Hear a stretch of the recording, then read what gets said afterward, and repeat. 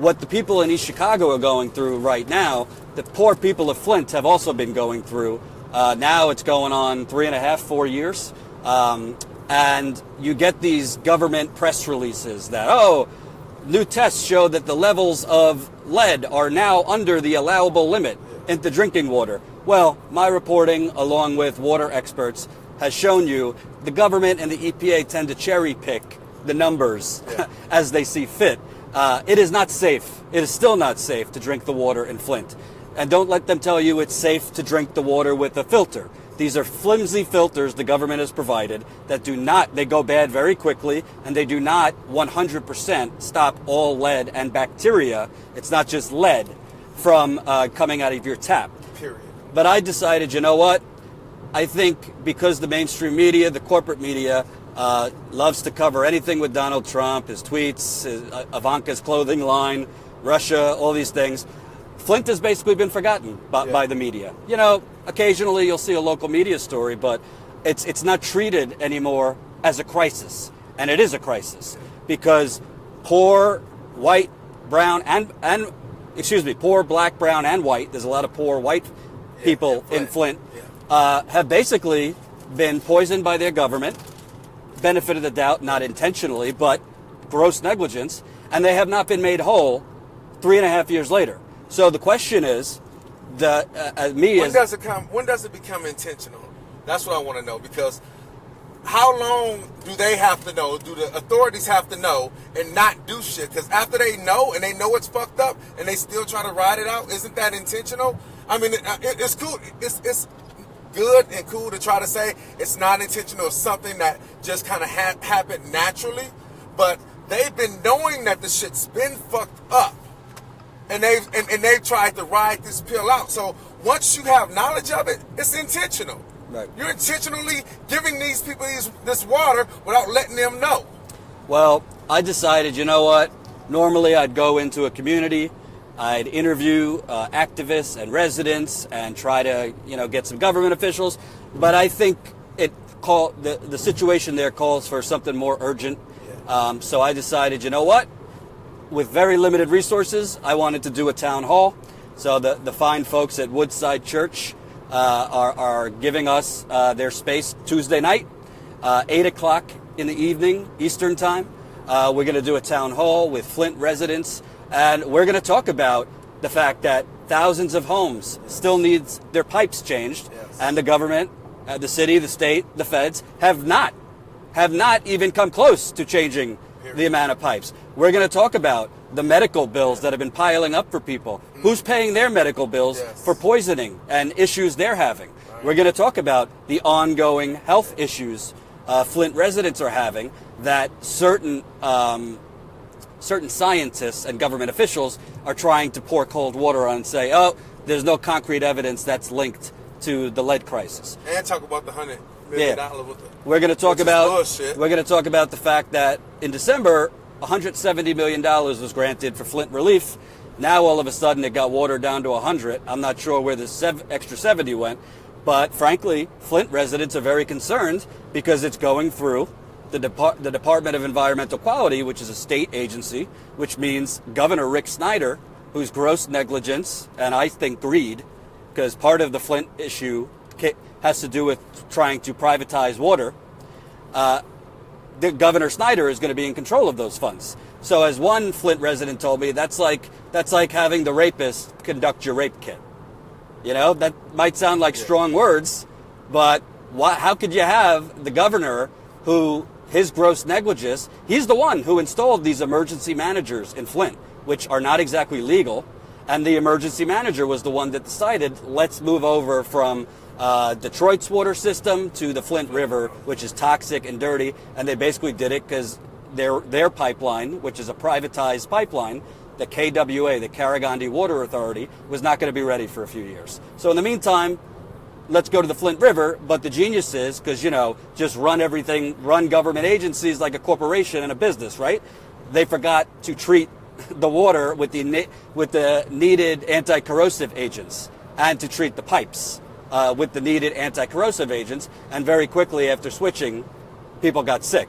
But the problem is, when government acts bad, when government performs gross negligence, it's the media's job to hold them accountable, not just go down there. I'm talking to you, Rachel Maddow. Credit to you that you put the original spotlight on this from a national point of view. That, credit to you. But I can't tell you how many people from Flint tell me all the time they reach out to Rachel Maddow's shows for follow-up and follow-up. Can't get a response. Can't get a response. So, and I will, I do criticize the corporate Democratic establishment quite a bit. But to their credit, the new DNC chair, Tom Perez, and his deputy chair, I think kind of a prop, Keith Ellison, were in Flint this weekend. They were? They were in Flint this weekend. So whatever you want to attribute to their motives, that's one thing. But they were here. They were talking to residents. They're trying to get a feel for where the situation is at.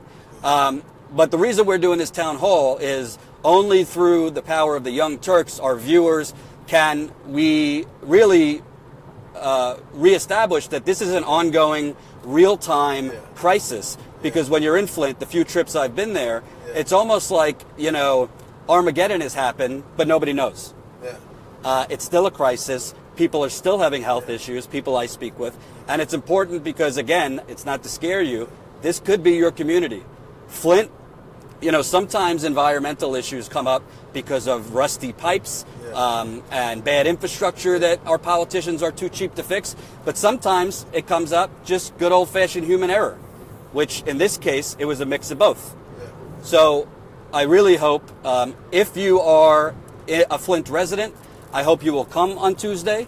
I want to make something clear because I know among Flint residents, there's sometimes caution when people, drop in to Flint about what their motives are. So let me tell you, there's no money involved in this. We're not making any money. It's free. If you want to come to the church and watch, there is $0 involved with this. I'm not partnering with anyone on this. It's TYT. We're not partnered with a nonprofit, and that's it. This is, frankly, we're probably losing money doing it.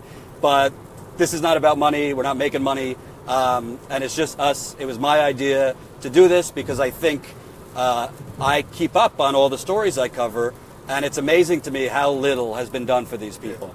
You hear, I read on the EPA's website back when Barack Obama was president, all the things they have done for Flint. And there's a real disconnect between what they're saying they've done and what I know they have and have not done. So I really hope if you're in Flint or even a nearby area, if you're from Ann Arbor, if you're from, I don't know geography that well, but if you're within an hour to 2 hours of Flint, Michigan, you'll come because it's going to be a very interactive thing. I don't want to do that much talking. I want to hear from the residents.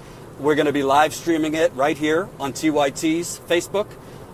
So if you can't make it, you can watch. And I want to get this back in the discussion. And the really big goal is not only to do this and talk about it, to help get the narrative back out there to drive change.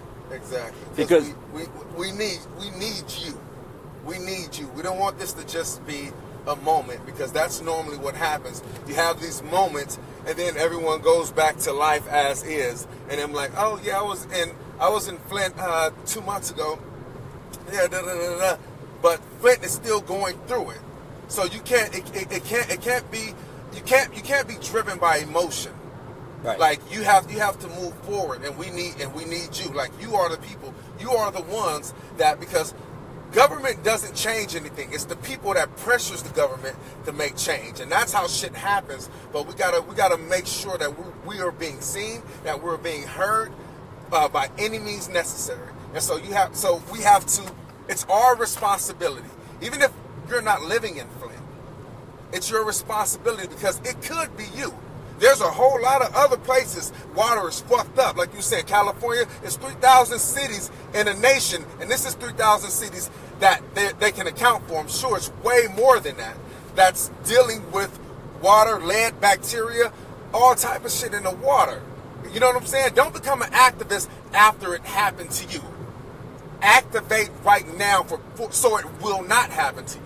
And also, linking it to real-time events, Trump was embarrassed, his healthcare debacle. They're probably going to move on to tax reform next, but then infrastructure. And as much as Trump needed to see all of you outside the White House on things like the refugee ban and all these terrible racist things, there needs to be protests saying, change our fucking pipes. Yeah. Change our pipes now. If you're going to do a $1 trillion infrastructure plan, part of that, a big part of that needs to be changing old 70 to 80-year-old lead pipes, and also changing home pipes, and also looking at and examining all the water treatment plants in the country that are substandard. Because we could create new highways, we could create new airports, we could create high-speed rail, but if people get sick, first it's Flint, then it's East Chicago, then it's cities in California. Florida has water issues. My hometown of Long Island has water issues. Lead doesn't have a preference for whether you make money or what color. There's some wealthier communities that haven't had an infrastructure change in many years. So don't think because it's far away from you and you haven't heard it in the corporate media, this isn't a very, very big deal. And as I talk about human error and greed, we just got into Kalamazoo, Michigan. If you don't know, Kalamazoo River had one of the biggest oil spills in American history a few years ago. Loosely speaking, 11 people died, and they believe those people died through health illnesses because of the oil contamination. That was Enbridge, one of the worst polluters among big oil. That also owns part of Dakota Access Pipeline. So I really hope, if you can be in Flint, even if it's an hour or two drive, I think this is important. We're going to go start at 8, maybe go till 9:30, we'll see.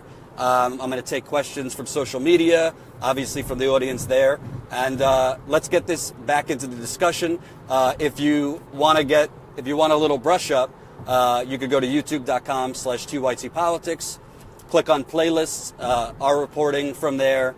I've been there 3 times. I think we have over 30 videos. So you could go watch those videos. But also, East Chicago and Flint are very connected. EPA has different districts. So EPA District 5 oversees certain areas.